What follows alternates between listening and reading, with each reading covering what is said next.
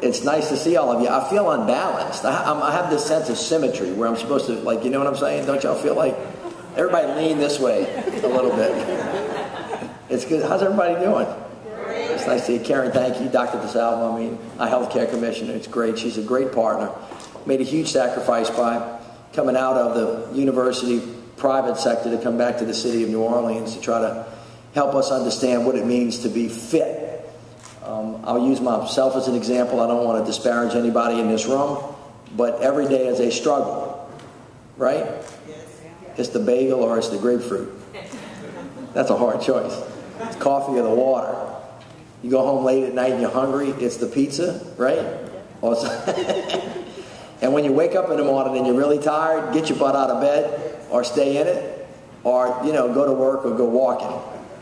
And we're in New Orleans too.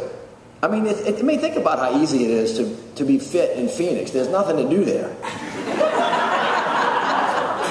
You know what I mean? I mean, if you were in Phoenix, I mean, be like, if you were hungry, you wanted something to eat. I mean, it's easy to make a choice. But if you're in New Orleans and it's etouffee or y'all go right across the street and get beignets and some cafe au lait. Don't forget the 2 scoops of sugar that you're going to put in it. It's hard, right?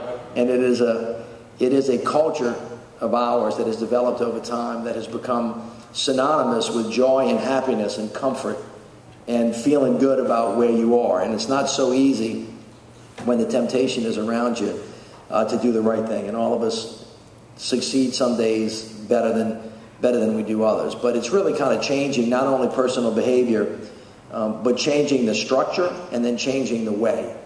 And so I'm really thrilled that Dr. DeSalvo and all of you have gotten together, 130 organizations that are represented here, to design Fit NOLA and to really try to find a way to change people's behavior and understanding about what being healthy is. And this is not just a lifestyle change. It's really not designed, although I hope it does make us all look better, clothes fit a little bit easier, et cetera, et cetera. But when you look at the things that matter in life, how long you live, during the time that you are alive, how good you feel, whether or not the kinds of diseases that we contract because of bad health practices gets less rather than more. And you look at the statistics, especially in the Deep South, they're not very good. And when you compare the statistics really on an international framework, it's going to make you feel worse. Because the southern part of the United States of America actually is much, much lower, you know, than a lot of third world countries. When you look at the obesity rate, the infant mortality rate, when you look at the mortality rate from cancer, when you look at all of the other things that are going on, and then you confront really kind of the aggressive antagonism, for example, that Mississippi displayed the other day by saying no local governments can even consider things that make people healthy. Did y'all see that law that they passed? They got mad at Mac Bloomberg because he said you can't have sodas. And so their brilliant reaction, which I thought was like one of the smartest things I've ever seen a governmental entity do in the United States of America, was prohibit you from even thinking about how to be healthy. That's a little bit of an extreme response, you know. And so I think that what we need to do, again, and there's an intersection between what government can make people do and what government can't. But one thing that you have complete freedom is changing people's minds and changing people's hearts and making available to them great choices they can make themselves. And personal responsibility, hard work, self-discipline, all those kinds of things are important. But it is also important for us to change the environment that our kids are in. And because what is available to them and how hard it is or how easy it is for them to get fit is really important. And that's what we adults are supposed to be in the business of beginning to understand. So I'm thrilled that y'all have, I think this is the 4th one that we've done. And this room looks like it gets bigger, not smaller. That's a good thing. And I want to encourage you to keep thinking about this and really to kind of help the people from New Orleans. Here's the balance. How you can live here and enjoy what New Orleans has to offer, you know, but not do it in a way that makes us unhealthy. There is absolutely a way to do that. We face this in the restructuring of government all the time. We don't have to always be like we were. But here's the problem with people from New Orleans. We hang on to our history and our culture, both the good part and the bad part. Like, we got to have both of them to be who we are. That's not true. I want to just kind of state that really clearly for you, because it's the same thing with food, it's the same thing with government, It's the same thing with crime. The reason we can't get to a new place is because everybody's so married to our history and authenticity that if you take one little piece out, the beauty or the magic of New Orleans might go away.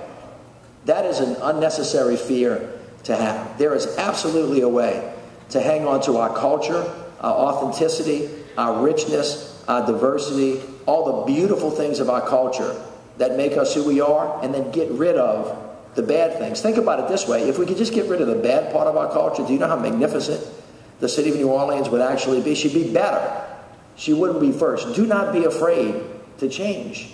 Do not be afraid to change, because you know what? You might change into something better. And that's okay. But generally speaking, just as my little editorial about having served as your mayor for the last 2.5 years, if you ask me, the most difficult thing is that the people of New Orleans confront themselves every day and refuse to change because they're afraid of what the future holds. And you don't have to be. We don't have to be New York. We don't have to be Atlanta. We don't have to be Houston. That doesn't mean we shouldn't borrow some of the practices that make them better and healthier or faster. We will always be the greatest city in the world.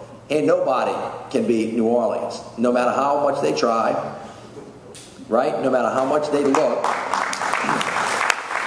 No, seriously, I'm not trying to be crazy about this, and that's a little bit funny, but have you ever seen me try to teach Mayor Bloomberg how to second line?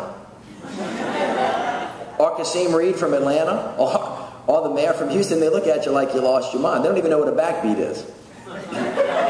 There's no way that they can take away from us the special thing that makes us who we are. But that doesn't mean that we can't borrow the best practices from people around the country that have learned the essential things of life. And health is perhaps the most important. And we ought to thank God every day for our beautiful health, and then make sure that we do the things that are necessary so that we can live long, happy, and fit lives, and then our kids have the opportunity to do the things they need to do while they're not encumbered by bad health outcomes. And so I'm really thanking you guys, because I think you're really doing great work here. You're not by yourself. You're not alone. Dr. DeSalvo has been a great leader in this regard, and all of you guys have been great partners. And we ought to consider ourselves a laboratory for innovation and change for the United States of America, and help the country find the best. It would be an amazing thing. You'd be really proud of yourselves if just 7 years ago you were 17 feet underwater on the back of every list that matters. If in 2018, our 300th anniversary, we're 296 right now, if anybody's counting, 294, that we would actually become the model for America, that we took the responsibility of Katrina and turned it on its head and decided that we were going to show the rest of the country what it really meant to be fully New Orleanian and fully American, and actually lead the nation and lead the world in things that matter. Because they don't think we can do it. I know we can. You know we can. And it would be a great gift back to the nation for all that they've given us, to repay that debt by actually showing them their way out of all the difficulties that America's had, coming together and finding common ground. Year 300th anniversary. It's not just a birthday party. It's a coming out party. And we ought to show up big time. God bless y'all. Thank you so much.